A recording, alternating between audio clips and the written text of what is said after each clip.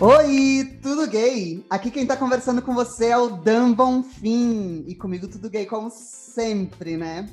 Hoje o nosso podcast vai falar sobre especificidades do ciúme nas relações homoafetivas. E para conversar comigo sobre esse assunto, eu tô aqui com o psicólogo Douglas Duarte. Seja bem-vindo, Douglas. E pra gente começar, é claro que você vai contar pra gente quem é você na fila da boate. Oi, tudo gay? Adorei o convite, fiquei muito feliz com esse convite. E começando pela fila da boate, eu acho que eu seria o que queria ouvir as histórias de todo mundo e ficar bebendo antes de entrar na balada e já sabendo sobre todo mundo ali mesmo, né? Fazendo análise selvagem na fila da boate. Mas para contar um pouco da minha profissão, eu sou psicólogo clínico, como você disse. Eu estudo, pesquiso e eu acho que sou um entusiasta da psicanálise desde o início da minha formação. Então, desde 2012, eu estudo sistematicamente a psicanálise. Durante parte da minha carreira, eu direcionei a psicanálise para as instituições, para as organizações. Então, eu trabalhava com consultoria estratégica, né, planejamento estratégico de carreira a partir da psicanálise. Prestei consultoria para grandes empresas, mas eu percebi aos poucos que o retorno, que onde voltava era muito mais interno do que externo, do que institucional. Então, eu fui afunilando até que eu me reaproximei da clínica. Hoje, a minha atividade é basicamente só a clínica psicanalítica. Também fui professor de pós-graduação, de cursos de extensão, também nessa área. Hoje, eu coordeno grupos de estudos e dou cursos livres e gosto de falar com liberdade da psicanálise, sem grandes tabus ou sem grandes protocolos. Incrível, a gente só traz gente incrível aqui para esse podcast, é maravilhoso. A gente hoje, pessoal, vai falar sobre o que é ciúmes de uma maneira geral. Depois a gente vai trazer um pouquinho de especificidades, como eu já falei, sobre as relações homoafetivas e os ciúmes. A gente vai falar aqui sobre especificidades LGBH. Eu incluí um H aqui, porque aqui a gente está falando sobre afetividades. A gente não vai estar falando tanto sobre gênero. Claro que gênero entra em todas as conversas, afinal é algo que temos. Mas eu gostei de colocar esse H aqui depois do LGB, que é justamente para a gente incluir aqui que a gente está falando de transgêneros que podem ser heterossexuais também. Mas hoje a nossa conversa é sobre o campo afetivo. A gente vai falar também, depois disso, um pouquinho sobre contratos afetivos, novos contratos afetivos, né? Novas maneiras de ver relacionamentos e de pensar as minhas relações, que não são heterocentradas. A gente vai falar mais para o final sobre como lidar com os ciúmes, né? Esse monstro e esse sentimento que pode causar grandes revoluções na nossa cabeça, mas que também pode ser um indício de muita necessidade de autoconhecimento, né? E de autoaceitação. É um pouco sobre isso que a gente vai falar nesse outro momento. Mas antes, então, vamos lá para o começo de tudo. Vamos falar sobre o que é ciúmes.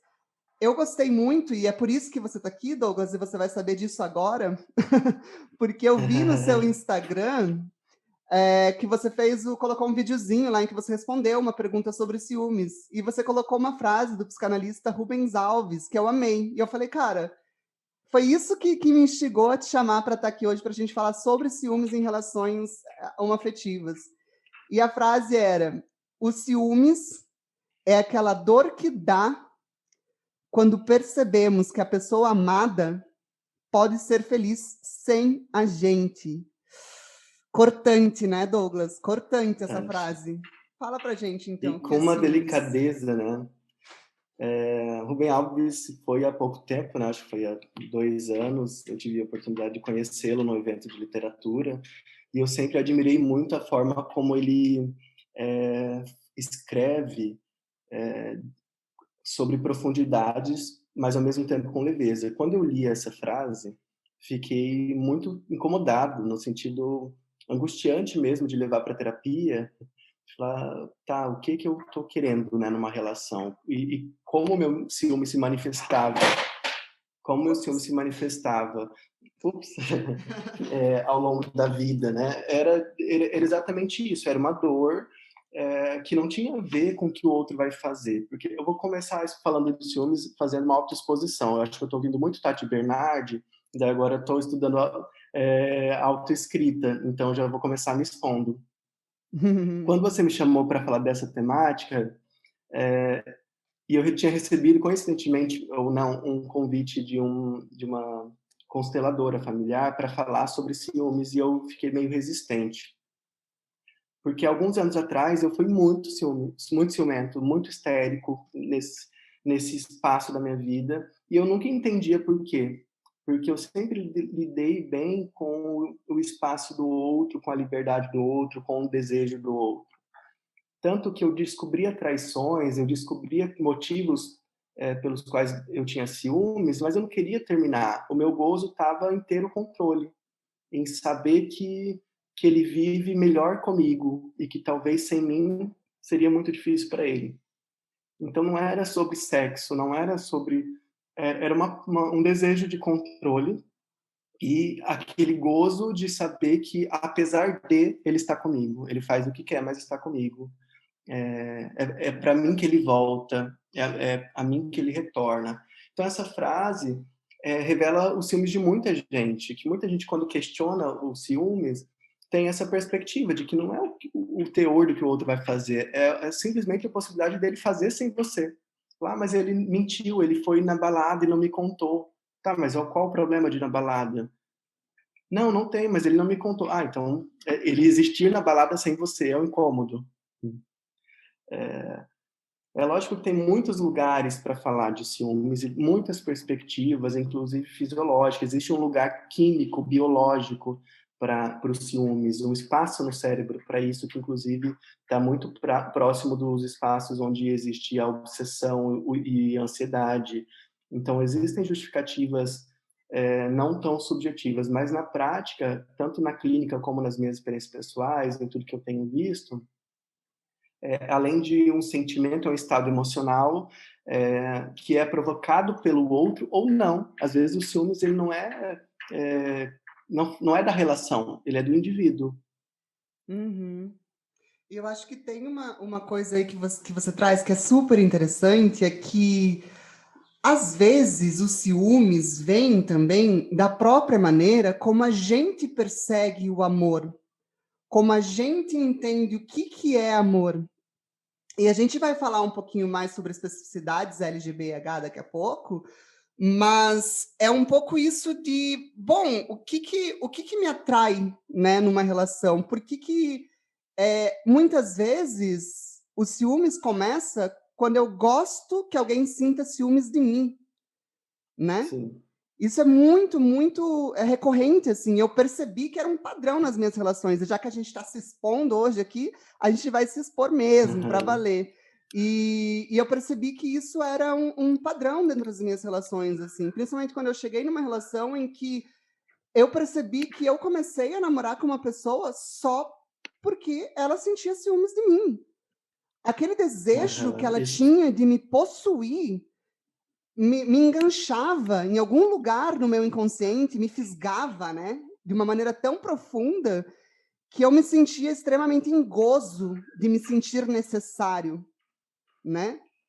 Então, essa busca, essa maneira como eu persigo o amor, com certeza também vai falar como eu sinto e como eu me relaciono com os meus ciúmes.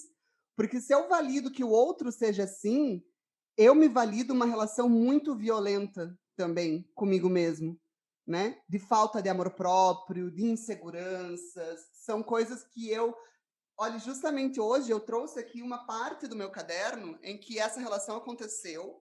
Eu escrevi coisas sobre essa relação e depois eu pesquisei sobre ciúmes e fiz várias anotações, porque foi um momento da minha vida em que eu realmente percebi, meu Deus, o que acontece? Por que eu sou tão ciumento, né? Por que eu tenho tanta necessidade de que o outro me queira tão profundamente? Por que eu tenho tanta dificuldade de deixar o outro viver? Por que quando ele não está comigo, o que eu penso o que me acomete é um medo gigantesco do que ele está fazendo, se ele está se divertindo ou não, se ele está falando com outras pessoas ou não, será que ele vai me largar, né?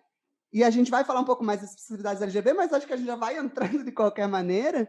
Mas esse medo do desamparo como a gente falou, né, no episódio passado do Tudo Gay, que a gente falou sobre teoria do estresse de minorias, até recomendo que as pessoas ouçam, esse medo do desamparo é uma coisa que faz muito parte da nossa experiência. Porque, sim, muitas vezes fomos desamparados, e daí talvez a gente joga lá para o outro lado, né? De deixar essa energia nos consumir, de alguma maneira. Muito dos ciúmes, além das explicações psicanalíticas, que nós vamos aprofundar ainda, tem um viés histórico, literário.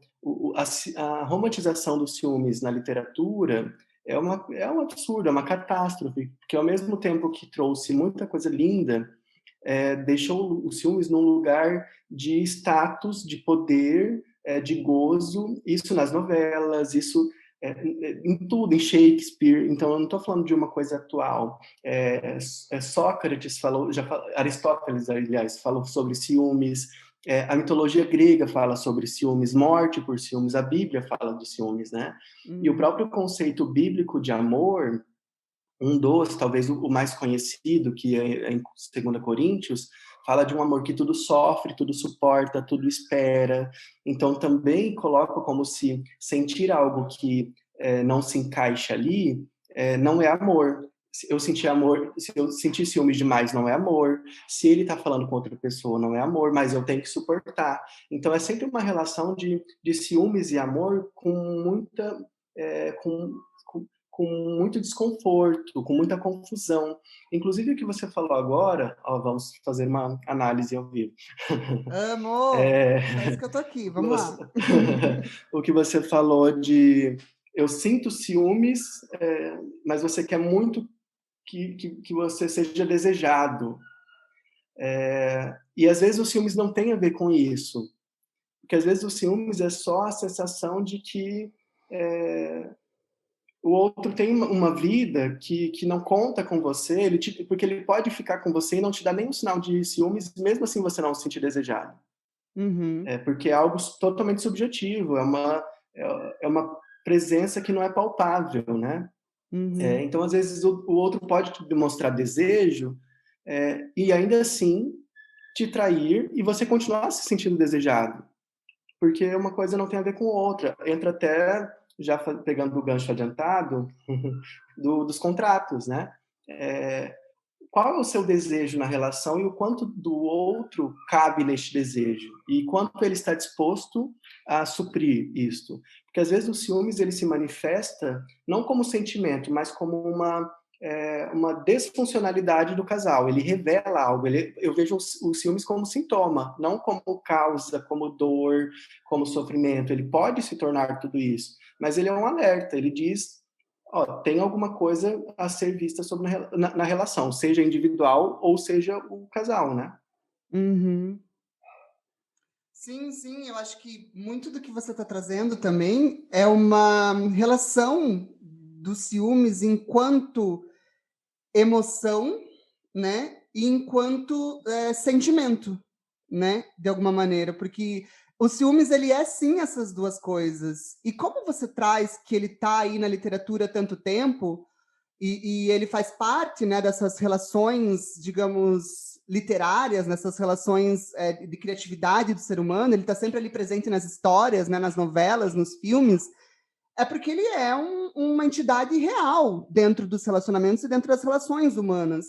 E que ela é, digamos assim, uma coisa que é também parte natural, assim, né? Porque a briga contra os ciúmes também é muito negativa, faz parte muitas vezes de você e faz parte das suas relações. É como você lida com isso que vai talvez fazer você se perder, às vezes, nos ciúmes e tomar decisões erradas por causa de uma situação ou uma relação ciumenta que você tem com tudo, ou que vai fazer você repensar.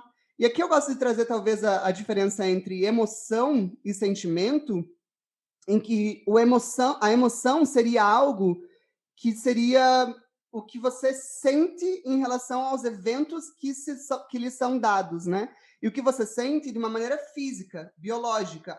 Eu sinto um desconforto na barriga, eu percebo que eu tensiono o meu corpo, e daí também que não existe saúde mental sem bastante consciência corporal, né? Porque se você é capaz de ter uma consciência corporal do que acontece com o seu corpo no momento em que as emoções vêm, isso te traz um adiantamento de possibilidades, de decisões que você pode tomar em relação àquilo que é muito precioso, né? De alguma maneira. E aí o sentimento seria tudo isso que já vem depois, tudo isso que está no campo do pensar. O que eu penso sobre isso que está me acontecendo, aonde que isso me leva, quais são os caminhos, os labirintos mentais, muitas vezes, que o ciúmes me coloca, né? Porque o ciúmes, muitas vezes, não deixa de ser uma reação emocional, né?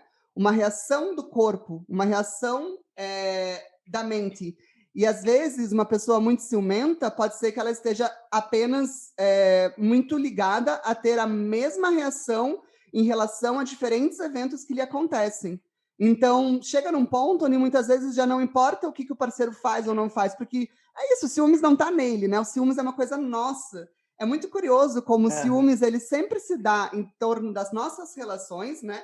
Ele se dá por conta das relações que a gente tem, de alguma maneira, e que a gente alimenta, mas ele não é sobre as relações. O ciúmes está sempre comunicando algo que é interior. As relações são palco, né, para os ciúmes. Mas é onde se o teatraliza, ciúmes é um fenômeno individual. Né? É onde se torna concreto, palpável, visível, né? E tem muitas explicações que falam da diferença das emoções e do sentimento, e eu acho válido trazer isso, mas ao mesmo tempo tem um contexto muito histórico do que é o ciúmes. Por exemplo, assim, quando você diz que é natural sentir, o ciúmes não é algo que ele foi quase que uma imposição social dentro da literatura e de muitas gerações que fizeram com que o ciúme se tornasse natural. Por exemplo, assim, a própria relação monogâmica heterossexual, o próprio contrato de casamento que tem a ver com propriedade e não com amor ou ciúmes, dá permissão ali para falar, agora que você é minha propriedade, você tem o meu sobrenome, eu assino por você, eu posso sentir que você é meu. Então, eu não quero que você exista sem mim. Tudo que você faz, você precisa da minha autorização, me comunicar. É como se tivesse cindido o limite de individualidade, né? Fundido. Outro conceito bíblico é que quando o casal se une, se torna uma só carne. Então, a ferida de um vai doer no outro. Então, os dois se tornam um. Então, quando você sente ciúmes, é projetivo e é muito visceral, é muito forte. Por isso que muitas vezes tira a pessoa do centro do que ela pensa, né? Porque mexe com um lugar muito íntimo, né?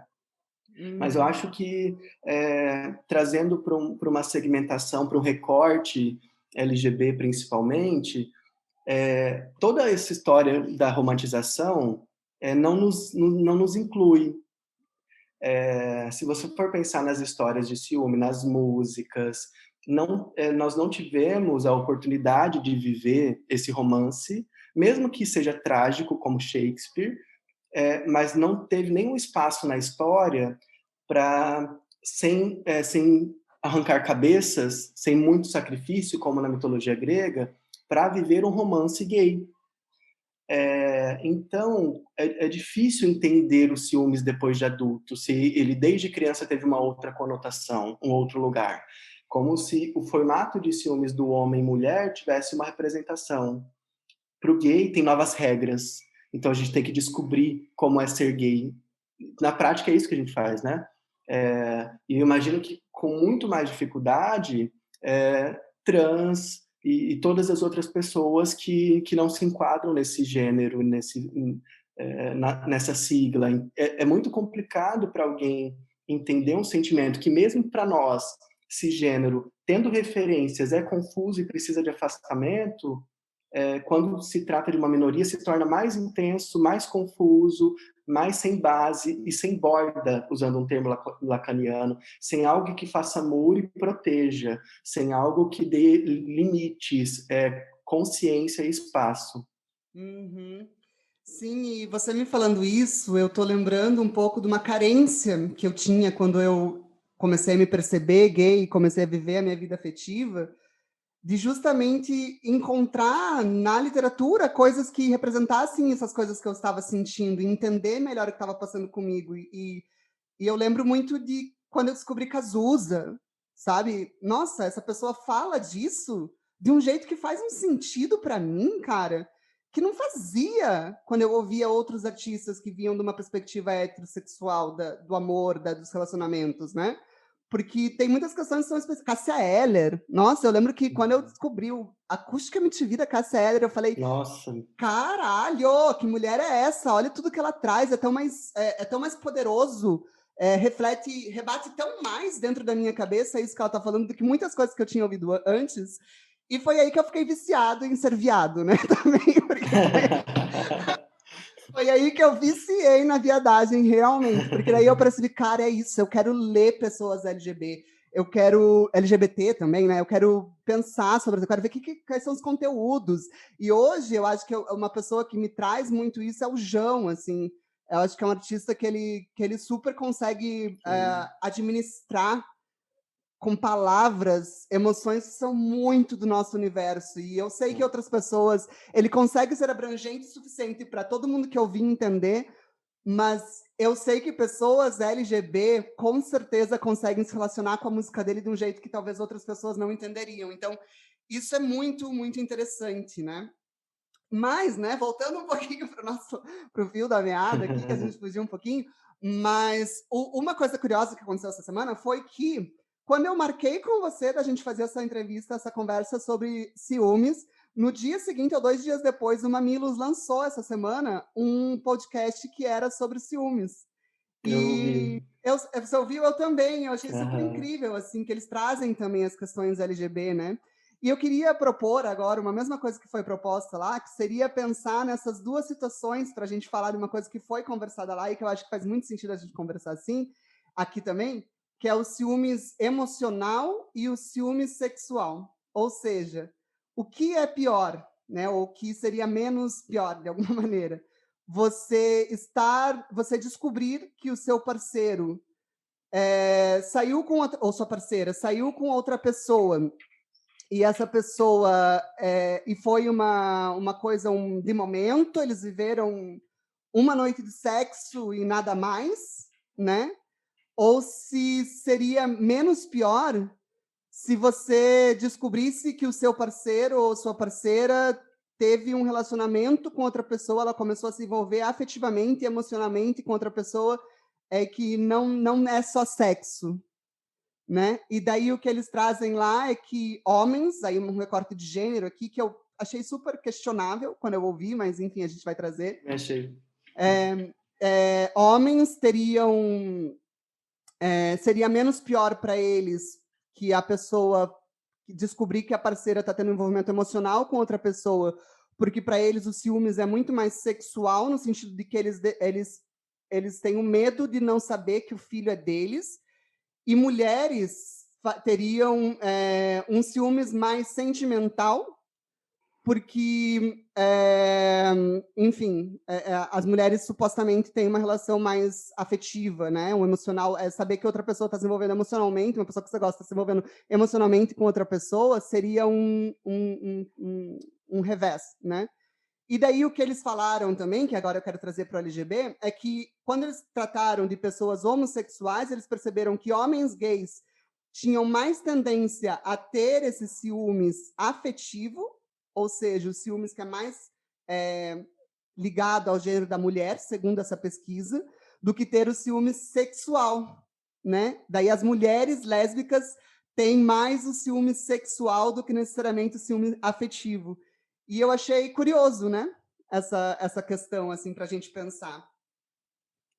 É curioso porque ainda repete o binarismo, o machismo e a associação de sensibilidade e afetividade ao feminino e a sexualidade ao homem. Como se não pudesse ter um homem sensível ou um homem que não é sensível. Me incomodou bastante quando eu assisti, apesar de eu ter amado o episódio e acompanho elas há bastante tempo. É bom porque incomoda às vezes, né? Exatamente. Elas já me Gostoso incomodaram também. muito, já me incomodaram deliciosamente. É bom, eu gosto.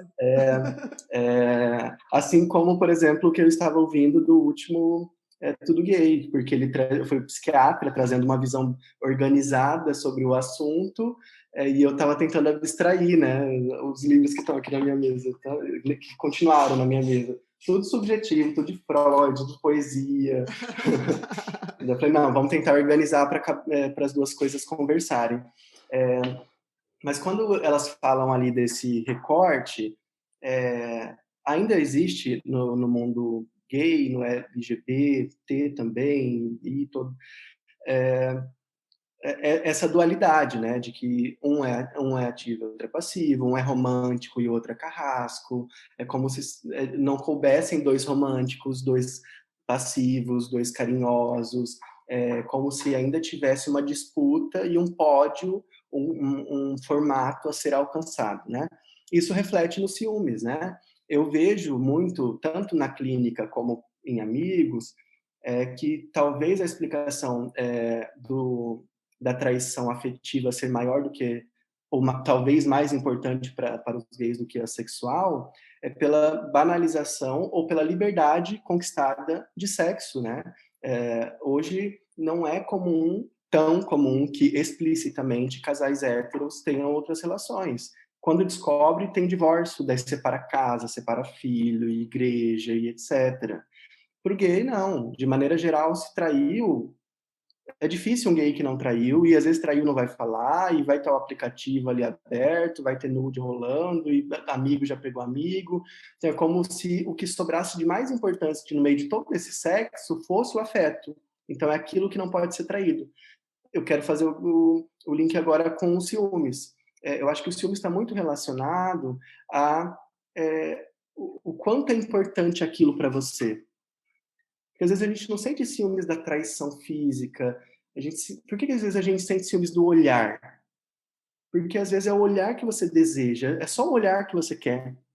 E a pessoa deu para outra pessoa, então tem a ver com o nível de afeto, no sentido do quanto te afeta, né? Com quanto te mexe, com quanto te significa, e a proporção de como você lida com a frustração quando os seus desejos não se realizam, né? Poxa, isso é bem Melanie Klein. Eu queria só o olhar da minha mãe, eu queria só o olhar do meu pai, mas minha mãe estava me amamentando e mexendo no celular. Ela não me olhou enquanto eu estava amamentando, então aquilo não significou nada, eu estava só comendo. Se for trazer isso para a vida adulta. Eu não queria transar com meu boy, eu queria que ele me olhasse, mas ele estava olhando para outra pessoa. Entende que são níveis muito diferentes de ciúmes, de acordo com o significado, o significante, as marcas de cada um? Uhum. Sem dúvida, sem dúvida. Eu acho que agora aqui a gente já pode ir enganchando um pouquinho, porque, consequentemente, a gente, claro, falou bastante já sobre as especificidades LGB, né? Mas tem mais uma, na verdade, que eu gostaria de trazer, que tem uma questão que vem, talvez, de gênero aí também, mas de uma maneira reversa. Deixa eu explicar o que eu tô querendo dizer. Peraí. Tô nervoso. Tô nervoso. É porque, assim, numa relação heterossexual, ou seja, não pensando que homoafetividade, que é isso que a gente está discutindo aqui, homoafetividade não precisa ser o contrário de heteroafetividade. Homoafetividade pode ser uma coisa por si só. E é isso que a gente vai discutir daqui a pouco, quando a gente vai discutir contratos, né? Contratos afetivos e novas maneiras de pensar relacionamentos que a gente traz para o mundo, né? E que a gente traz para a gente, para nossas vivências e para a gente se sentir integral, né, nessa sociedade. Mas uma coisa que não acontece no relacionamento hétero seria que quando um homem tem ciúmes de uma mulher, por exemplo, ele tem ciúmes dessa mulher com outro homem que está fora do seu objeto de desejo. Entende? E uma mulher vai ter um ciúmes de um homem com outro homem. E esse homem está fora do seu objeto... não, pera, com outra mulher. Nossa, eu sou tão viado que eu confundo até... Essa mulher vai ter ciúmes do homem com outra mulher, que está fora do seu objeto de desejo. Então, tem aí uma questão fundamental de não compreender a maneira como o outro deseja, né? Ou de não ser não estou falando que necessariamente gays compreendem, mas que não ter essa disposição, essa configuração para compreender ou ter dentro de si como aquele desejo se dá, né? Mas aí a gente vai falar mais para frente que você pode entender seu desejo através da terapia e tudo mais, né? A gente vai falar como lidar com isso. Mas nas relações gays e lésbicas, então necessariamente quando o meu namorado, por exemplo, deseja um outro homem, eu também desejaria, né? Eu suponho muitas vezes que meu namorado está desejando um outro homem, porque às vezes ele pode não estar, né? Eu também sei como esse desejo opera dentro de mim. E isso é uma especificidade nossa, das nossas relações, né? E que muitas vezes o que eu percebo que pode acontecer aí é um tilt. Porque, na verdade, você que deseja aquela pessoa. Não é o seu parceiro ou a sua parceira que deseja aquela pessoa.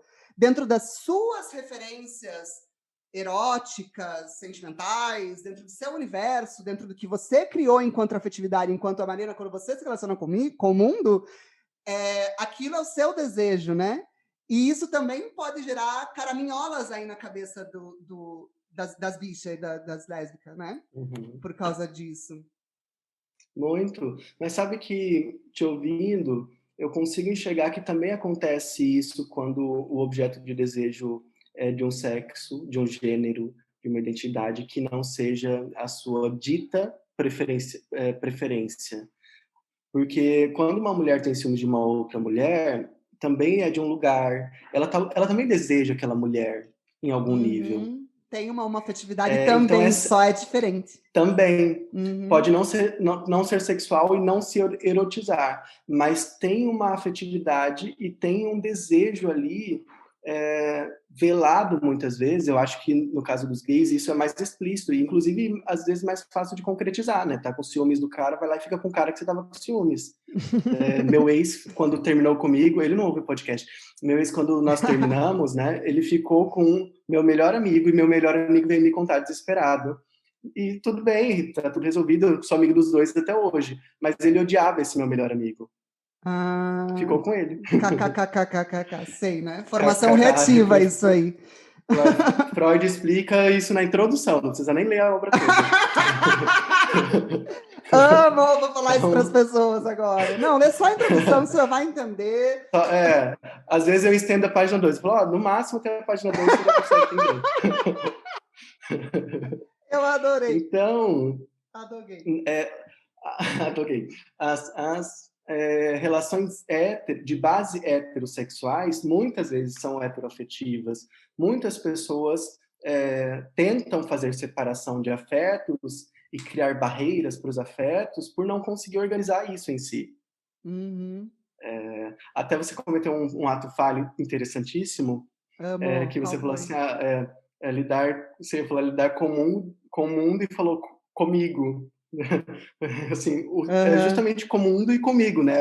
Na relação mundo e eu e na relação do seu mundo. O que é para o seu mundo olhar para uma mulher hoje, você sendo gay, e desejá-la em algum nível? O que você faz com isso? Uhum. Vira amigo, tira sarro, faz bullying, ou vira melhor amigo, ou quer ser ela, quer se montar. Cada um vai reagir de uma forma e todos surgiram por um desejo. O ciúmes e o desejo, o ciúmes é quase que uma roupagem poética de um desejo, né? É uma nuance do desejo, um desejo mal direcionado, uma pulsão perdida, né? Uhum. E ótimo a gente chegar aqui amando essa conversa, porque eu acho que grande parte da minha militância no mundo é dizer que ser gay é uma baita de uma oportunidade maravilhosa, né? Eu sempre defendo muito isso aqui no podcast, em todos os meus conteúdos, em tudo que eu faço. Porque, veja, uma pessoa heterossexual dificilmente vai conseguir lidar com esse desejo que ela tem, que é homoafetivo, né?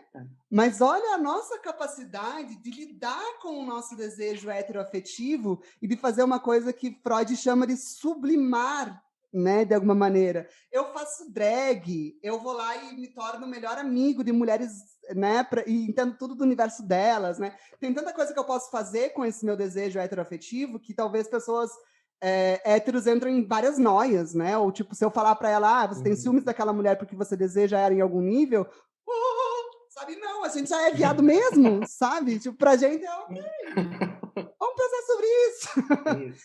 É mais prático, né? E nesse sentido, né, da gente pensar, então, sobre essa oportunidade maravilhosa que é você ser viado, gay, lésbica, trans no mundo, eu quero pensar aqui agora sobre justamente uma coisa que a gente já vem pincelando aí no decorrer do episódio, mas que tem a ver com a gente talvez ter justamente a oportunidade de refletir sobre esses contratos afetivos monogâmicos que nos foram impostos. Porque, voltando lá na pesquisa que eu ouvi no Mamilos, depois eles refizeram essa mesma análise que eles tinham feito com homens homossexuais e mulheres homossexuais, e eles perceberam que um fator que influenciava muito mais do que a sexualidade nos ciúmes, ou o gênero nos ciúmes, era a propensão à monogamia.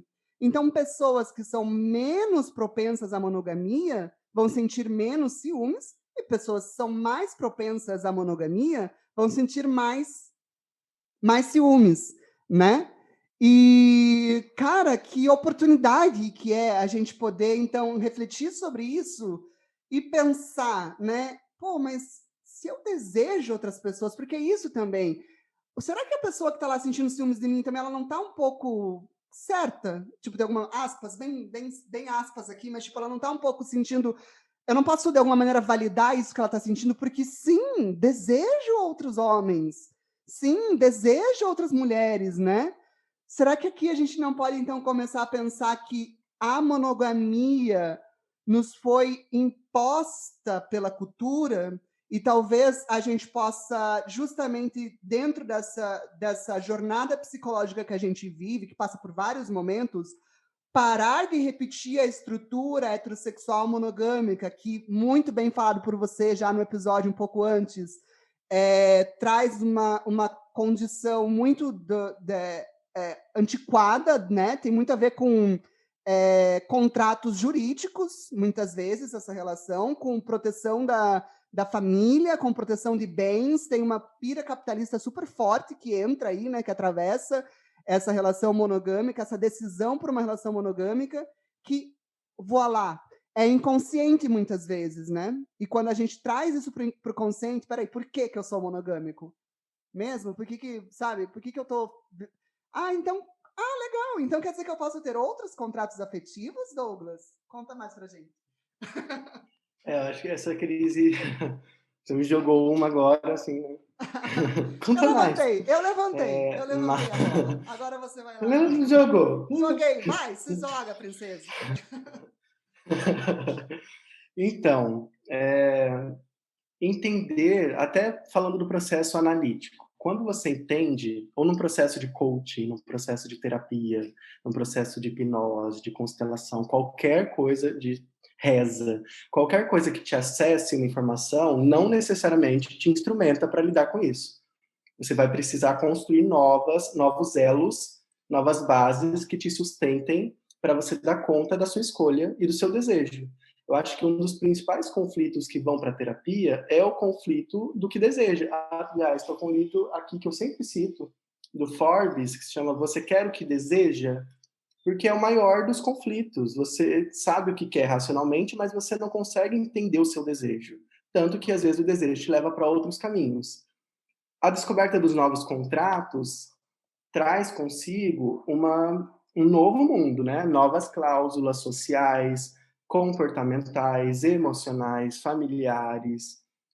Então, também tem que ter paciência com esse processo, porque eu vi muita gente se ferindo numa mudança radical de contrato.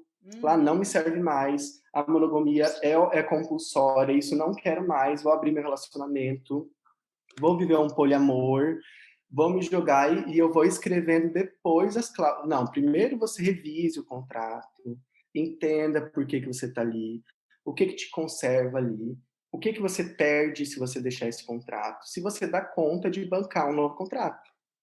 Seria, por exemplo, assim, nas empresas agora está acontecendo muito isso com home office. é possível home office desde muito tempo atrás, né? Eu trabalho home office desde 2011, atendo clínica há bastante tempo também. Mas a própria psicanálise clássica, a Prisma falou, temos que rever o contrato com Freud de que só é possível no divã. Agora vamos comunicar tudo de novo, que o divã era só um símbolo. Tem uma revisão de se reposicionar na sociedade. Então, a pessoa precisa se organizar emocionalmente, acessar muita coisa, entender os limites, para depois assinar um novo contrato. Senão vai dar merda, né? Não tem como dar certo. E também uma coisa que eu digo assim comece cedo a fazer contratos. Não deixe para fazer contrato quando vocês estão pensando em casar. Sabe? Começou um relacionamento, discute esse relacionamento um pouquinho que seja. Se tá rolando, se começou a rolar um sentimento, então pá, sabe? Já começa ali, tá? O que a gente tem? A gente tá ficando? Sabe? Normaliza a DR, sabe? Porque a DR muitas vezes é vista como algo horrível, meu Deus, a DR. Mas não, às vezes você tá ficando com uma pessoa e você precisa ter uma DR com ela. Porque vai que essa pessoa começa a sentir ciúmes de você, né? Isso também vai indicar uma coisa que talvez não seja algo que você queira entrar, sabe? Ou talvez seja, mas acho que as coisas precisam começar a ser discutidas mais cedo na relação. A gente tá ficando? Sim. A gente tá ficando e ficando com outras pessoas? Como que é a sua relação? Você acha que ficar com outras pessoas faz bem para você nesse momento? Se a gente namorar um dia, é uma coisa que necessariamente a gente vai querer ficar só nós dois, ou relacionamento aberto é uma coisa que você considera, né?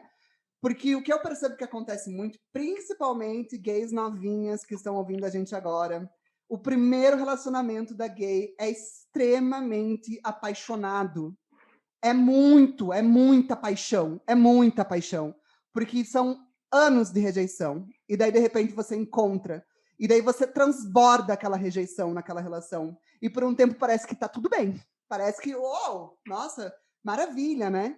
Mas tanta coisa vai começar a surgir, sabe, nessa relação, e tá tudo bem, elas precisam ser lidadas, sabe? Mas comecem a pensar nesses contratos no começo das coisas, né? Não deixe para pensar depois. Pesquisa junto. Ai, olha, você viu que tipo que tem isso aqui, essa pessoa tem relacionamento aberto, você sabe o que é isso? Eu também não sei. Vamos pesquisar. Ah, o que é isso de menagem de vez em quando? Sabe? O que é isso de pode a três, mas não pode? Qual é a diferença entre eu me relacionar afetivamente e não? Mas se eu me relacionar com uma pessoa e de repente não for só sexo e eu me apaixonar, eu te conto ou eu não te conto? Sabe, tenham DRs, povo, não tem nada demais, sabe? Em ter DRs. E se preparem para essas DRs também, com as dicas que a gente vai dar nesse próximo bloco, né? Mas olha que interessante isso que você disse agora, porque você fala sobre um tom de novos contratos, que hoje está cada vez mais possível ter esse tipo de diálogo. Os contratos não eram assim. Era assim, olha, eu quero alguém que me faça feliz para toda a vida. E essa pessoa, se me trair, eu vou separar, porque isso é inadmissível. Então não era um contrato costurado, né? Não era um tricô. Tá aqui o contrato universal. Vamos adaptar algumas cláusulas. Até tem um texto de Freud que é de 1976, que ele fala de objetos, né? Do amor como objeto narcísico e a responsabilização das fragilidades, das frustrações por essa frustração narcísica, né? O ego que se fragiliza diante de uma frustração. Quando um contrato egóico, se for um contrato egocêntrico, e claro, também não vai servir de nada. Não é só a conversa que interessa, é o tom da conversa e o formato. É assim, eu quero que você me faça feliz para sempre e você vai ter que fazer tal coisa para que eu seja feliz. Então não é um contrato do casal, é um contrato da pessoa, do alecrim dourado que quer ser feliz e que o outro tem que fazer. Então, aí você falou das novinhas, eu dá vontade de falar assim, senta aqui com a tia, vem cá, vamos conversar. Senta aqui, passa essa paixão, me chama quando acabar, que vai acabar, e não vai demorar muito. Agora vamos, e o próximo não precisa abrir, não é obrigatório. Isso, só se você quiser, mas não é obrigatório. Esses dias eu vi um meme eu acho que era Starbucks, eu falando marca aqui, Starbucks nos patrocina. Gays, após um ano de relacionamento, automaticamente, da plaquinha do Starbucks, estamos abertos. Acontece por várias necessidades essa mudança de contrato, e muitas vezes são necessidades individuais e egóicas. Alguém que não consegue lidar com as normas, alguém que não consegue lidar com os próprios desejos e precisa refazer o contrato para suprir uma necessidade individual. Então, essa dica que você deu de inserir o contrato desde o início é uma forma de construir a 2, a 3 ou a quantos quiserem, mas juntos o contrato, né? E para falar aqui agora do que, né, a gente vai falar, que é como lidar um pouquinho, e a gente tem falado um pouquinho, né, no decorrer do episódio, um pouquinho sobre isso de alguma maneira, mas eu acho que você trouxe uma clássica aqui, né, na maneira como a gente persegue o amor, né, que a gente estava falando lá no começo. Eu quero alguém que me ame a vida toda, né? Quando a resposta deveria ser já, né? Eu quero me amar a vida toda, né? Porque quando a gente está falando de ciúmes, a gente está falando, e por isso que talvez seja tão difícil admitir muitas vezes que a gente está com ciúmes, né? Porque às vezes vem a pessoa e fala, você está com ciúmes, e a gente fala, não, eu ciúmes? Não, eu não sou, isso não existe em mim, né? Só porque a gente tem que admitir uma coisa que é muito difícil. E em masculinidades ainda um pouco mais, porque tem que admitir insegurança, tem que admitir baixa autoestima, tem que admitir falta de confiança, né? Porque se eu quero alguém que me ame a vida toda, então quer dizer que eu não me amo, né? Porque se eu preciso de outra pessoa que me ame, que é bom também, é gostoso, não vou falar não quero, sabe? É legal, é bom, a gente constrói isso juntos. Mas, em primeiro lugar, tem que vir o auto-amor, né? Já falando um pouquinho sobre como que a gente lida, então, com essa sensação de ciúmes, porque é isso que a gente estava falando também. Ela vem, não tem como fugir, você vai sentir, é um sentimento humano como qualquer outro. A gente falou aqui que é uma emoção, que seu corpo vai indicar que você está sentindo, né? Ela vem. Como que a gente lida com isso? Vou começar falando pela masculinidade que você mencionou. O estereótipo de ciúmes masculino, ele é muito associado à violência, a estar bravo, a ser grosso, e pouco associado ao tô triste porque você está pensando em outro. Ou dificilmente vai falar assim, eu quero que você me ame, e não ame mais ninguém. Vai falar, seu vagabundo, me traiu, piranha. Então, inclusive, tem um podcast que é genial, que talvez você já tenha até escutado, que é o Praia dos Ossos, da Rádio Novelo, dos ósseos ao ato falho. Olha, ato falho. Porque eu ouço quando estou no ócio. Psicanalistas conversando é um inferno, né? É um saco, né? A pessoa fala, olha, ato falho! Eu amo, não consigo nem esconder minha felicidade quando eu vejo ato falho. Eu acho que é super interessante de pensar também. Porque é eficaz, né? Mas sim, eu já ouvi inclusive, a dos ossos. É um documentário gigante de lindo, assim, e forte, né, da Rádio Novelo, que fala da história da Ângela Diniz. E lá, naquela história, quando ele foi absolvido, como que é o nome dele? Vamos só contextualizar bem rapidinho aqui. Ângela Diniz foi uma mulher que foi assassinada pelo Doca Street na década de 70, e na época foi praticamente o berço de várias construções do feminismo no Brasil, porque ele se safou do primeiro julgamento, porque com a famosa argumento da defesa da legitimidade da honra, né, que foi usado, exatamente, e ainda era usado até pouquíssimo tempo atrás como um argumento válido para dizer que uma mulher mereceu ser assassinada porque ela, de alguma maneira, teve algum comportamento, seja trair ou falar com outro homem, ou qualquer coisa que uma mulher faça porque simplesmente ela quer, né, cumpre os seus desejos e faz o que quer, possa ser usado como um argumento para um homem matar uma mulher, né? E esse documentário fala muito sobre isso e sobre muitas outras coisas. Eu não sei se é exatamente isso que você quer trazer aqui, agora com você. Era exatamente isso, pelo que estávamos falando da masculinidade. Ele quase que foi autorizado e apoiado, reconhecido, que está tudo bem, porque o homem manifesta assim mesmo. O homem é voraz, o homem é selvagem, então ele pode até matar por ciúmes ou por amor. Então, isso se repete nas relações LGBT também, porque muitas vezes, principalmente quando ainda há uma separação muito demarcada do passivo frágil e do ativo forte, másculo, que é exatamente esse modelo que se conserva em muitos momentos do machismo, de que o outro pode chegar batendo. Tem muita gente que vive relações violentas e naturalizam isso porque a relação gay é mais intensa, porque dois homens juntos vão se matar, vão se bater. Então, a forma de lidar com ciúmes, ela é compreendida de uma outra maneira. Então, o processo de como lidar, agora voltando para a pergunta, o que fazer com esses ciúmes, né? Primeiro, eu acho que é interessante ver por que dói, o que está doendo nesses ciúmes, o que ele revela, o que ele diz. Não o que o outro fez. É inevitável pensar no que o outro fez e por que ele causou em você. Mas eu acho que o primeiro exercício, antes de tomar qualquer decisão, é entender a sua reação, né? Por que você reagiu assim? E o que você quer fazer com isso? O quanto importa para a relação? Porque outra coisa que acontece muito, a gente que fica com ciúmes, não entende o sentimento, externaliza, briga com a pessoa, separa, faz o escarcéu, barraco, conta pra família, joga nos grupos, faz todo mundo odiar a pessoa e depois vê que aquilo não significava nada pra relação. E que ela sente falta da relação, mas agora não tem coragem de voltar, mas ela já terminou, não dá pra voltar atrás. Mas ela não quer ser a pessoa enganada, não quer. Mas às vezes aquilo não significa nada na totalidade da relação. Então, antes de fazer algo com os ciúmes, entenda os ciúmes.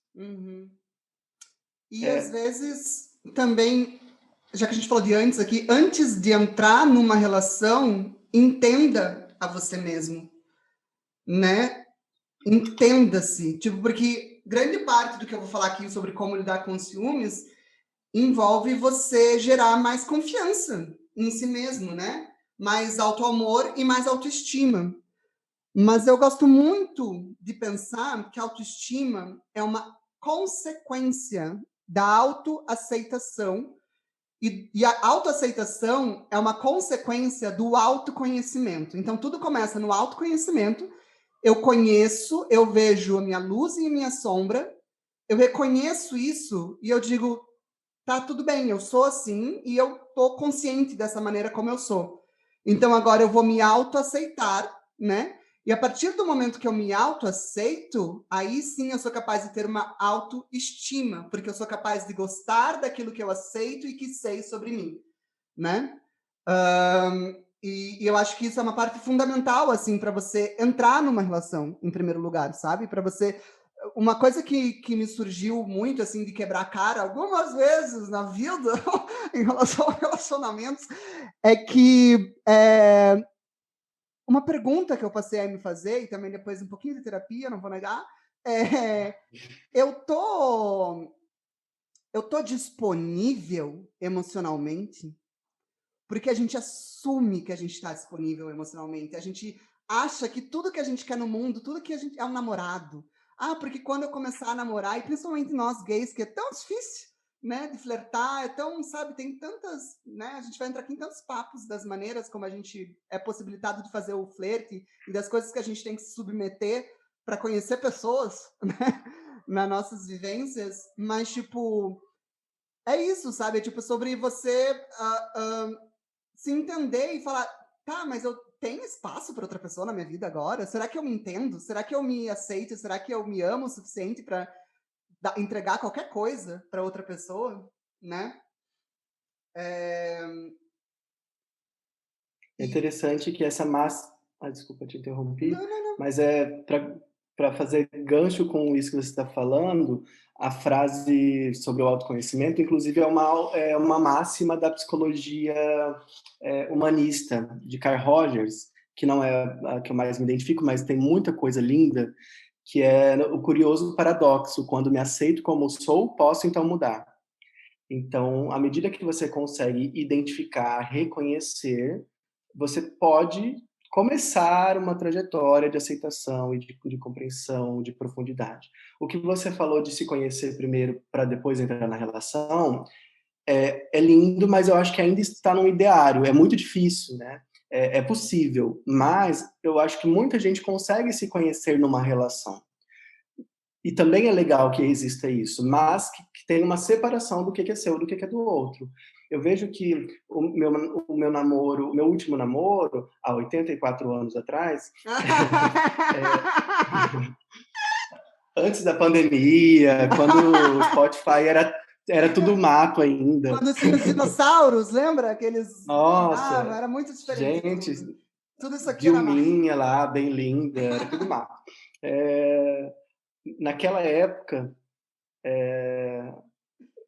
até me perdi, fiquei nervosa, esqueci o que eu ia falar. Não, é que a gente se riu, daí quando a gente se ri, a gente libera aí coisas do inconsciente, enfim. Ah, eu falei não, de conhecer através da relação. Isso. Eu conservo muito essa relação, conservo na memória com muito carinho, porque foi o momento da minha vida onde eu mais tive a oportunidade de saber sobre mim.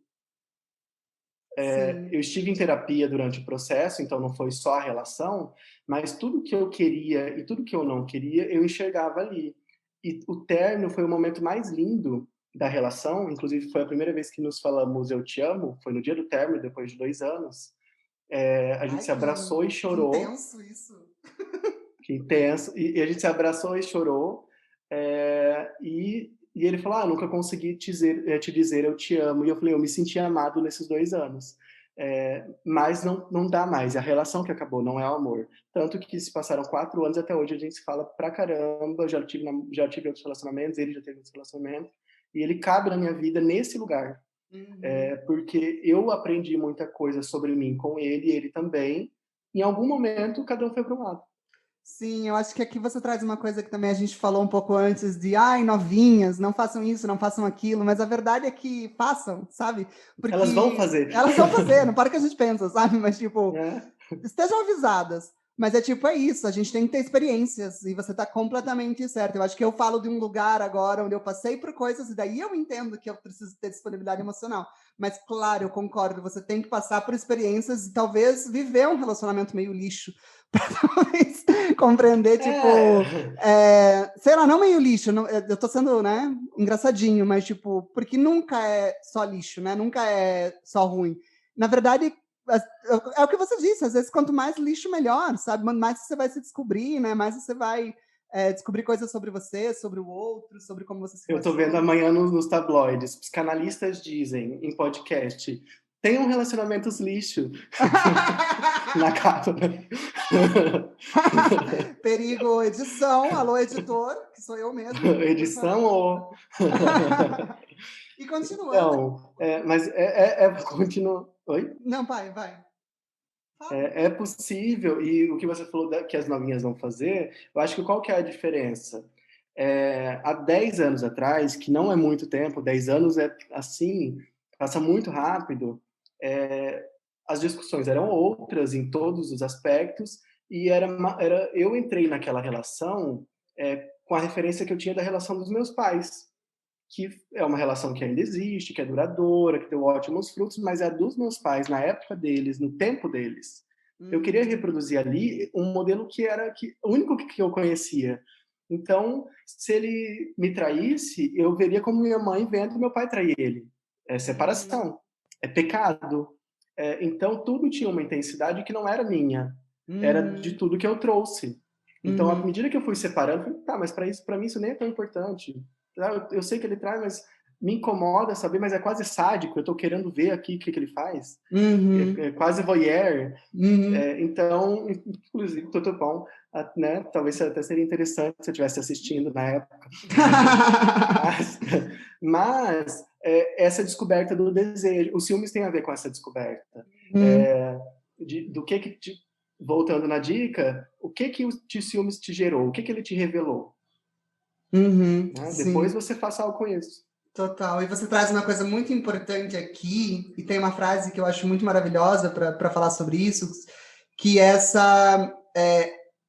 que antes de tudo, antes de você viver essa relação, algo te enganchou, algo te fisgou, para que essa fosse a sua experiência. Não foi qualquer pessoa, foi esse menino que isso aconteceu, né? E Foi você fala um exatamente, pouco exatamente. sobre uma coisa que acontece, que depois que eu tomei consciência disso, tipo, minha vida mudou, foi que a gente não busca o que é melhor para a gente. A gente busca o que nos é familiar. E esse familiar tem muito a ver com essas relações da família. Então, quando você traz isso de que, bom, eu percebia que de alguma maneira eu repetia no meu relacionamento as dinâmicas do relacionamento que eu aprendi, que veio da minha família, é um pouco sobre isso, porque foi isso que você aprendeu como amor.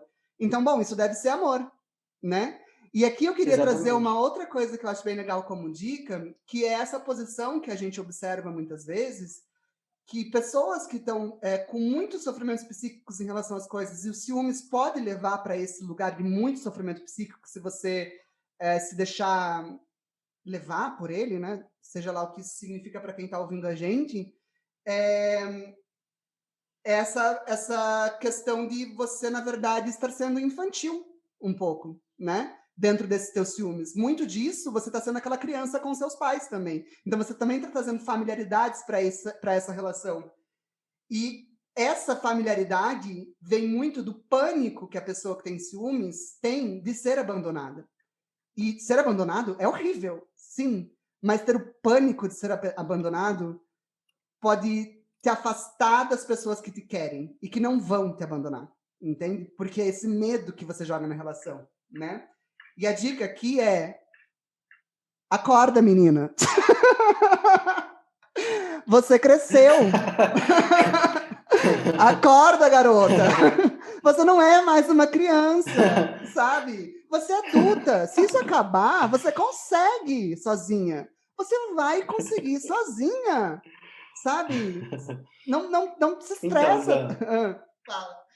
mas assim, uma coisa que eu acho importante frisar sobre essa questão do comportamento infantil. Como muitas vezes isso tem um tom pejorativo, de você está sendo Sim, criança, você sim. está sendo infantil, muitas pessoas não conseguem entender a dimensão, quando escutam isso, que viver algo da infância não tem a ver com imaturidade ou com fragilidade, não é um defeito. É porque as feridas da infância estão aqui conosco. Elas se atualizam, inclusive esse termo é de Freud, a Uhum. neurose da infância ela se atualiza no adulto. Então, o adulto que é ciumento tem a criança desamparada.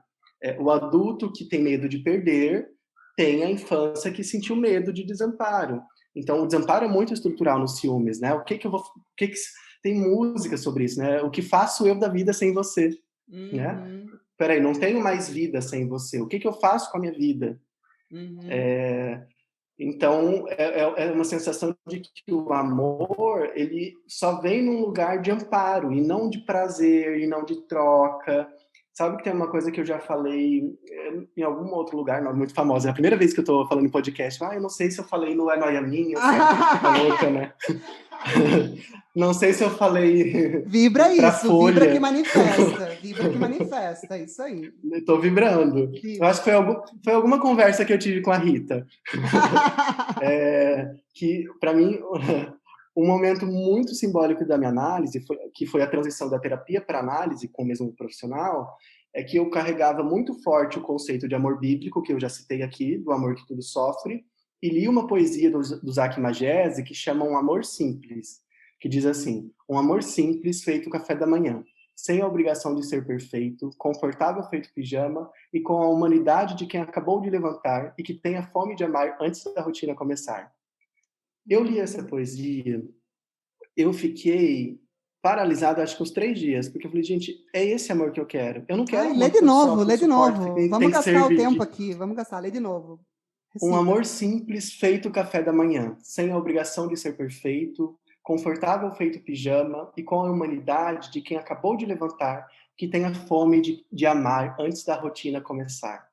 Olha que coisa linda, eu Sereno. me arrepio até hoje. Sereno, sereno, amo. me deu uma tranquilidade quando eu li isso, porque eu falei, gente, eu não quero esse amor escravo, esse amor que tudo suporta, o amor que passa por qualquer coisa, o amor que sobrevive. Eu quero um amor que, se tiver que acabar, que acabe bem. Se tiver que ser para a vida toda, que seja lindo, que seja feito pijama. Então, foi libertador. Foi um processo de autoconhecimento através da poesia, porque eu falei assim, é esse amor que eu quero construir. Dentre muitas definições de amor que existem, percebe que lendo essa poesia, o ciúmes fica pequeno, não cabe muito? Sim. O ciúmes cabe muito no outro conceito de amor, que é exclusivo, que tudo sofre, tudo sofre. Quando eu falo de um amor simples, assim, a pessoa atraiu, então tá bom, o que nós vamos fazer com isso? Eu gostei, não gostei, é legal, vamos discutir, vamos terminar. É um amor pijama, né? Um amor mais calmo. Sim, nossa, e você traz muito aqui uma coisa que é muito importante para lidar com os ciúmes, né? Que é ter um amor maduro, né? Desenvolver no decorrer da sua vida a ideia de um amor maduro, né? Um amor que não é posse, um amar que é deixar livre, né? Que não compreende que eu sou o dono de você, né? E outra coisa que eu acho legal da gente conversar, assim, da gente falar, é sobre reações automáticas, né? Desconfianças automáticas, né? Porque muitas vezes a pessoa que é muito ciumenta, não importa o que a pessoa fez, sabe? Não importa o que o parceiro ou a parceira dela fez. A pessoa pode fazer qualquer coisa, ela vai ter ciúmes. Porque essa reação automática que ela tem em relação a tudo, né? Em relação a todas as coisas que a pessoa faz, né? E talvez, tipo, perceber isso, tipo, que em diferentes situações que a pessoa faz, eu realmente volto para esses ciúmes, acende esses ciúmes em mim, então não é sobre a pessoa, né? Que é o que a gente tem batido na tecla aqui. Nunca é sobre a pessoa, é sempre sobre você, né? Essa repetição dos ciclos, ela é muito comum em várias áreas da vida, né?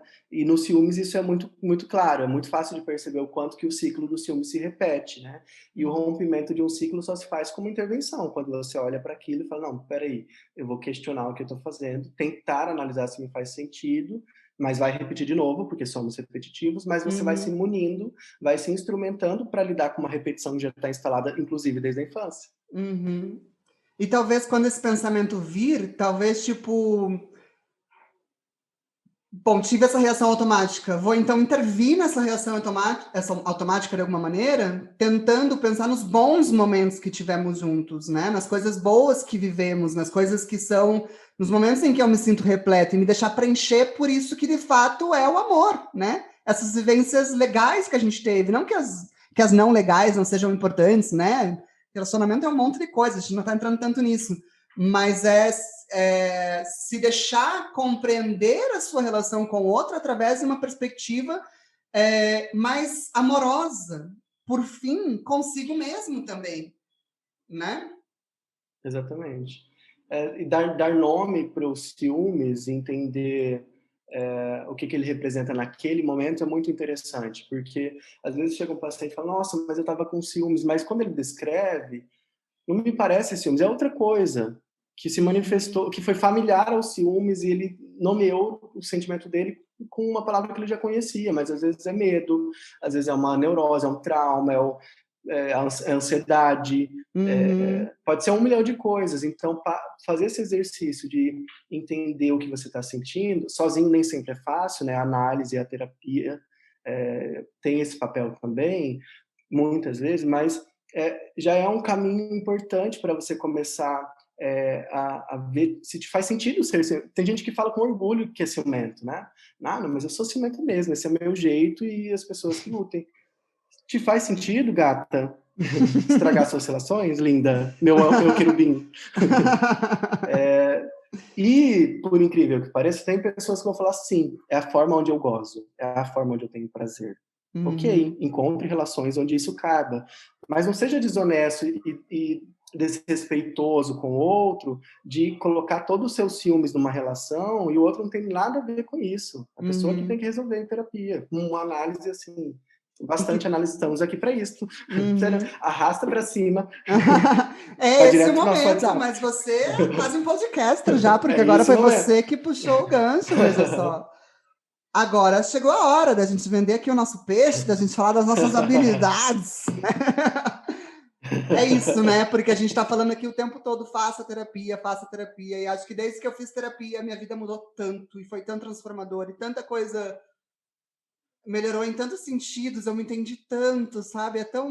Meu, eu não sei explicar para todo mundo, assim, o que, que é fazer terapia. Porque parece uma coisa boba, né? Tipo, eu fico pensando, parece uma coisa tosca, retardada. Você vai só conversar 1 hora por semana com uma pessoa. Tipo, o que, que você vai mudar? Não vai mudar nada.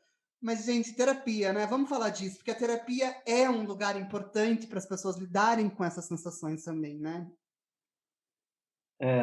Eu sou suspeito para falar, né? Aliás, somos, mas para mim também tem esse significado de marco na minha vida. Eu consigo identificar muito claramente é, quem eu percebia de mim. Eu não diria quem eu sou, porque tem muito meu ainda comigo, né? Eu não desintegrei pela terapia, pelo contrário, eu consegui ver várias perspectivas do meu eu, mas a partir da terapia. E isso a longo prazo Uhum. em fases muito diferentes, em formatos diferentes, com profissionais diferentes. E uma coisa que acontece muito na terapia, principalmente psicanalítica, é um exercício de entender as emoções através da transferência, da relação que você estabelece com o seu analista. Por isso que eu acho interessante, por exemplo, você segmentar a sua fala, comunicar de uma forma.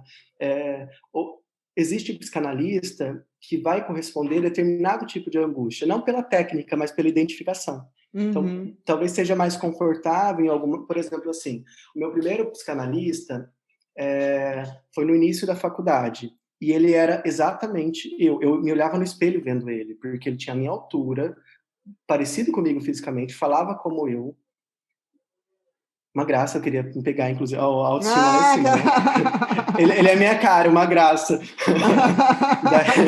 Mas o jeito dele parecia comigo, a forma como eu me vestia. Daí eu falei, quero me ver no consultório. Uhum. A novinha achou que ia lá só fazer teatro. Não, não. Eu descobri muita coisa, ele foi muito profundo, mas foi importante para me ver, eu me ver Uhum. nele e separar o que era meu e o que era dele.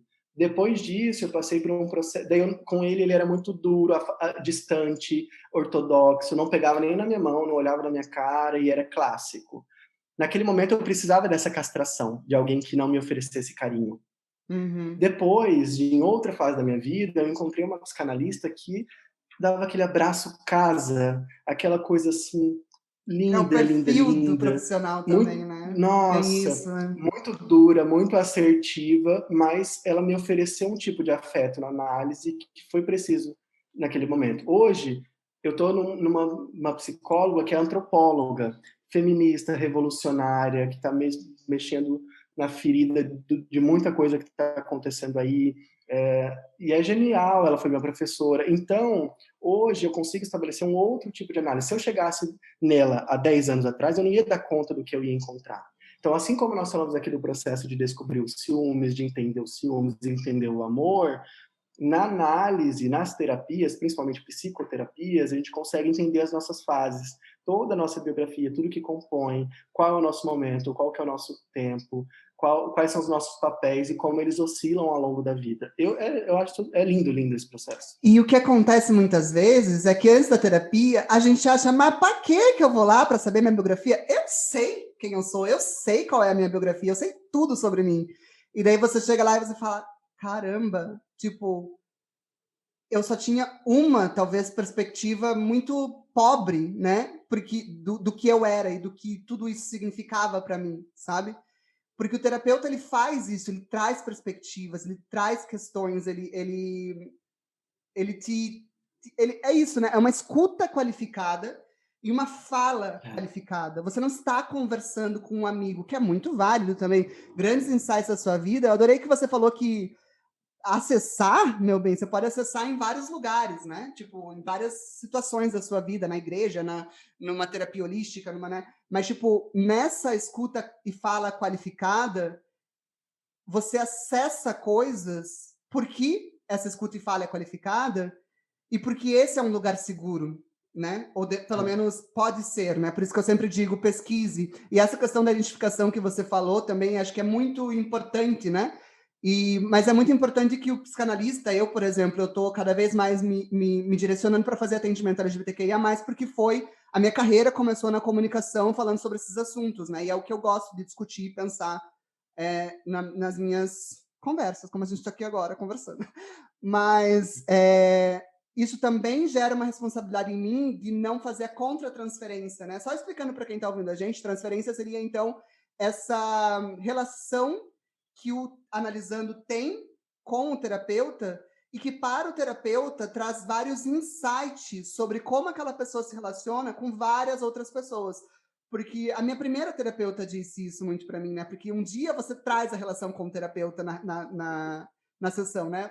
Eu percebo que, tipo, você faz 2, 3, 4 sessões, daí agora, não, mas agora a gente precisa falar sobre a gente, tipo, né? Eu e você, isso é super válido, porque a relação com o terapeuta é mais uma relação, né, na sua vida. E tem as suas especificidades e tudo mais, e que o terapeuta também tá preparado, né, para lidar com isso. Mas eu também, por me identificar, por ser uma identificação para essa pessoa, tratando de pessoas LGBT e conhecendo muito, né, sobre esse universo de alguma maneira, eu também tenho que tomar cuidado para não contra-transferir, né, que seria talvez projetar as minhas ideias e as minhas concepções do que você é, ou do que você deseja ser, a partir de uma identidade própria, de um passado psicológico que é meu, né? E, enfim, por isso que é super interessante você fazer. Na verdade, com quem você fizer a terapia, vai ser alguma coisa, só vai ser diferente, né? Mas eu percebo que talvez uma pessoa LGBT trabalhar com psicólogos LGBT, pelo menos para mim, e pensando que a minha falha é qualificada também por isso de não fazer a contratransferência, né?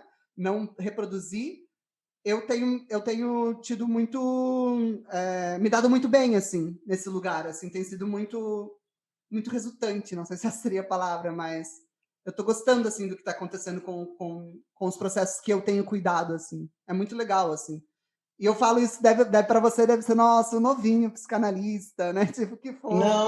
Não, pelo contrário, eu acho interessante porque você conseguiu cedo fazer essa delimitação, não diria delimitação, mas esse contorno para saber o que te agrada, quais são os seus lugares de risco, onde você está mais exposto, onde você está mais confortável. A análise precisa de um desconforto necessário para que ela aconteça, mas também dentro de uma margem segura para que você não ultrapasse a técnica e coloque as suas emoções, né? Uhum. A relação terapeuta, a relação analista-analisante, como você bem disse, ela vai espelhar todas as outras. É um ensaio para as outras relações. Uhum. Inclusive para os ciúmes, como é o tema. Um exemplo rápido para falar de transferência, eu atendo um paciente, ele vem de uma cidade longe, inclusive, ele chega a fazer 2 vezes por semana, mas ele não quer que seja ninguém da cidade dele, não quer fazer online, é todo clássico, assim, né? Hétero, mais velho, mas assim, ele tem uma dificuldade de manter relações. Isso daí vai ser para o nosso grupo de estudos, eu estou adiantando. Mas que eu vou fazer um grupo de estudos com... Depois ele pode também divulgar, né? Mas só para as pessoas entenderem, né? Eu vou participar de um grupo de estudos aí, coordenado pelo Douglas, a convite dele. Eu tô super metida, gente, é muito fofo. Vamos andar juntos no recreio. Mas nesse caso, bem rapidamente, resumindo assim, em 30 segundos, ele trazia uma queixa de que ele não conseguia se manter nas relações, que ele ficava com a pessoa, seduzia a pessoa e não conseguia voltar para ela. Só que ele está há 2 anos fazendo análise comigo. Quando ele falou isso, eu falei assim, o que te faz voltar para mim? Uau! Daí ele falou assim, aqui é o único lugar onde eu consigo ser eu, sem terno, sem ser o grandão, sem ser o centro das atenções. Aqui eu sou o que eu sou.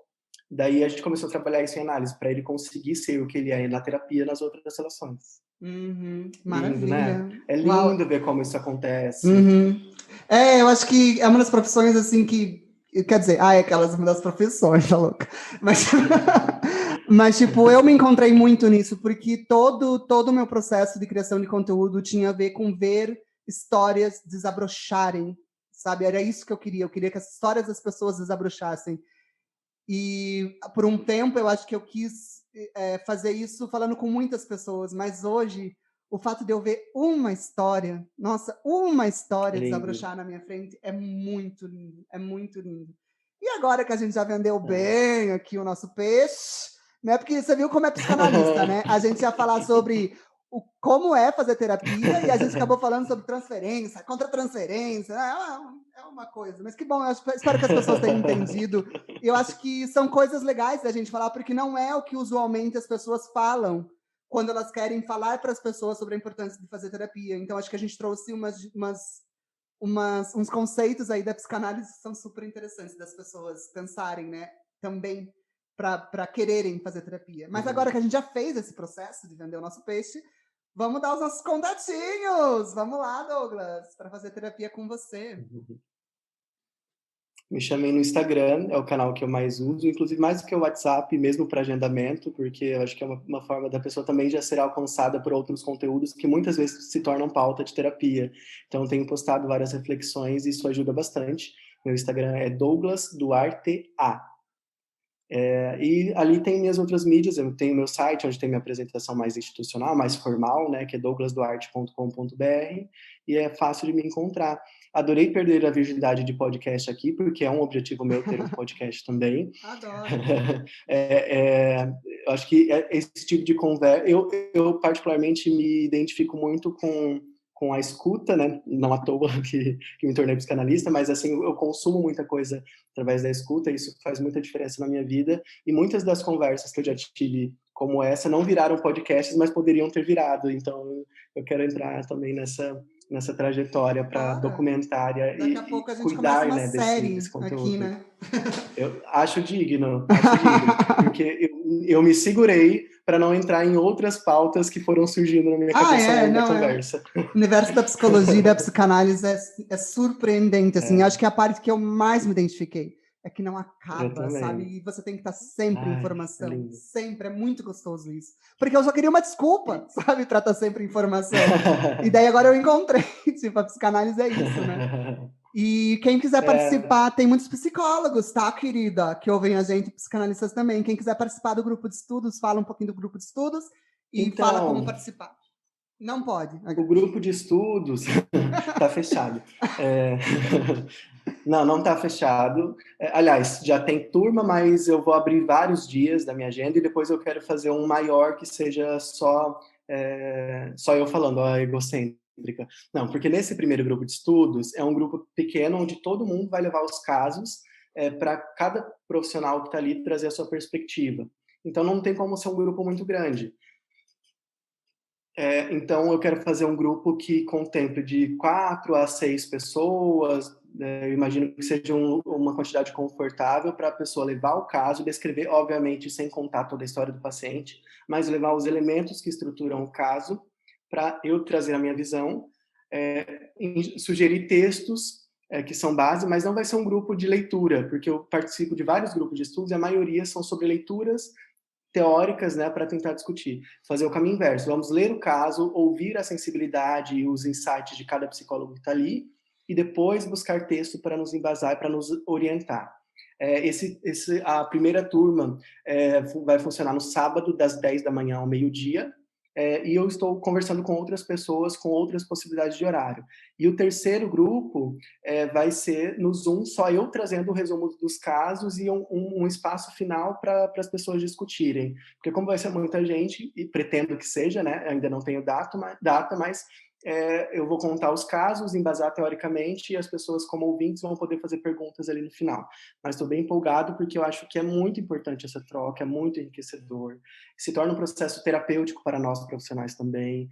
É uma forma de escutar coisas que só podem ser contadas ali, num lugar seguro, protegido, e tentar separar isso que nós falamos da transferência, da contra-transferência, saber melhor o que é. Não é um processo de supervisão individual, mas é uma forma também de entender quem nós somos na fila da análise. Maravilha! Adorei na fila da análise. Maravilha, maravilha. E eu vou estar lá, né, gente? Então, mais um motivo. Aquelas. Tá lá bem linda, bem Né? querida. Eu sou a presença VIP. Né? Tem youtuber e blogueiro que faz presença VIP em festa, né? Eu faço em grupo de análises, tá, né? querida? Gente, é isso. E para fazer atendimento comigo, eu deixo sempre o link aqui na descrição do episódio. Ou você também pode me procurar nas redes sociais, que eu também falo no fim do episódio aqui, instagram.com/danbonfim, Dan com 2 N's, @danbonfim.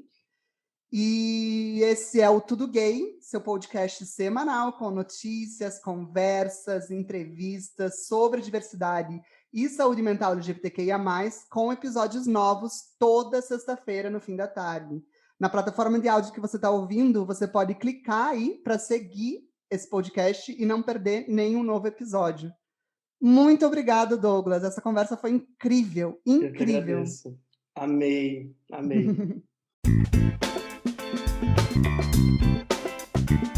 Esse episódio usou áudios da biblioteca de áudio do YouTube. A investigação, produção, roteiro, execução, edição e divulgação foi feita por mim mesmo, Dan Bonfim.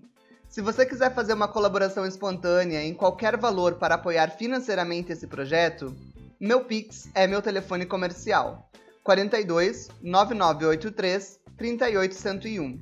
No Instagram estamos como @tudogaypodcast. Mas se você quiser falar diretamente comigo ou conhecer meus outros projetos, é só procurar por @danbonfim. Dan é com 2 N's, tá? Na descrição desse episódio, você também vai encontrar um link para assinar nossa newsletter gratuitamente e receber uma vez por mês conteúdos extras relacionados aos assuntos que tratamos por aqui. E tá no mundo mais um episódio do Tudo Gay. Siga, curta, comente, compartilhe. Um beijo pras travestis. Até sexta que vem. Tchau!